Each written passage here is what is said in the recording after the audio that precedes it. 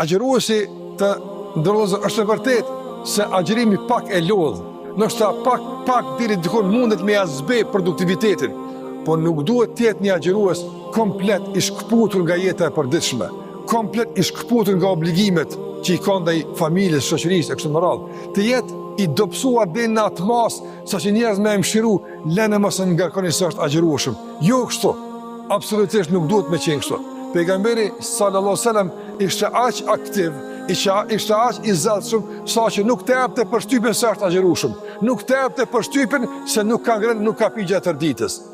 Kishte një aktivitet me të vërtetë shumë dinamik, ishte shumë produktiv, madje edhe me pjesëmarrje në luftë.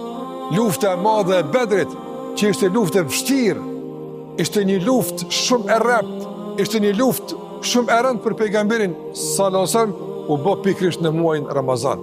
Çlirimi i Mekës, një projekt madhor, i rëndësishëm i madh kur u bë pikërisht në muajin e Ramazanit. Andaj të ndërozër, nuk është muaj Ramazan, muaj i dobësimit, muaj i izolimit, muaj i zbejes, por është muaj i aktivitetit, zakonisht produktivitetit, për treguar se neve agjërimi nuk na dobëson. Agjërimi neve nuk na rëndon, nuk na pengon nga krye obligimeve ditore. Por përkundrazi, agjërimi për ne është forcë, nga se të ndërlozër, njeriu në realitet nuk është i fortë me muskujt e tij, por është i fortë me shpirtin e tij, është i fortë me zemrën e tij. Ai që ka shpirtin e fortë, trupi pastaj ban, ndërsa e kundërta mund të jetë dikush i fortë në kuptimin muskulor, mund të jetë i fortë në kuptimin e duarve, këmbëve kështu me radhë, po i dobët në shpirt, i dobët në zemër, dhe kjo dobësi ka më vret në çdo aktivitet të jetës së tij. Prandaj agjërimi shkon me forcu besimtarin në shpirtin e tij, në zemrën e tij, dhe kjo është ajo që e përbën esencën e forcës së besimtarit. Dhe në bazë të kësaj është i zellshëm.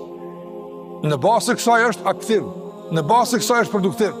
Prandaj të ndërmozër ta ndjekim pejgamberin alayhi sallam dhe të jemi të zellshëm, produktiv, aktiv, dinamik, në jetë e përditshme, përkundër faktit se jemi agjërueshëm.